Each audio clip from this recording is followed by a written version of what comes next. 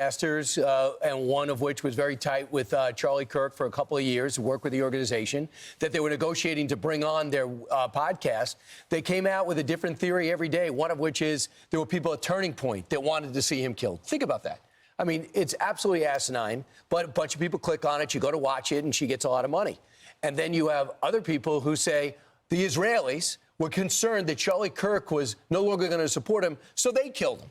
I mean, think about that. So then, meanwhile, not only is the FBI working this case and the best people working the case, they're family friends. Dan Bongino and Kash Patel are family friends. I mean, they would have been doing something to help out anyway, let alone the two most powerful people in the investigation. So she's like, where's the logic here? Why would these two people do anything but follow the right leads to find out who was involved, who did this, and who else may have been involved? So she is totally fed up with it because not only are they disturbing, but people are making money off it, and she's really concerned about the trial itself. Yeah, and she said if there were some sort of a conspiracy theory, I would know about it. I am friends with the individuals in the FBI. They have interviewed me. We have all been talking about this. I know the details more than anybody else other than the investigators. She said I was his wife. And I also respected, she's been criticized for, people are saying, where is he buried? Was he buried? All of this nonsense. And she said, that is ours as a family.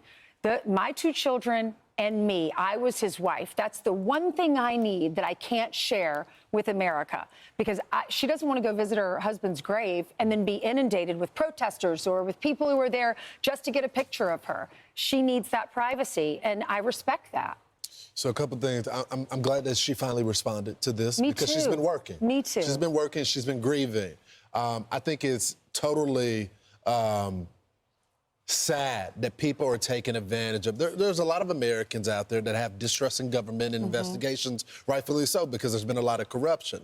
And so they're taking advantage of that distrust that Americans already have and that the audience already has and using it for a moment. The second thing, I think it's absolutely disgusting to call yourself a friend of Charlie for all these years and allow his wife to just be pummeled with these conspiracies. Don't call yourself a friend.